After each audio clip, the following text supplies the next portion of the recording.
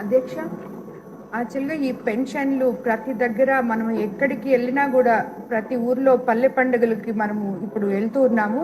వెళ్ళినప్పుడు ప్రతి ఒక్కరు కూడా వాళ్ళు అర్హులైన వాళ్ళు యాక్చువల్గా ఈ పెన్షన్ దీంట్లో లేరు.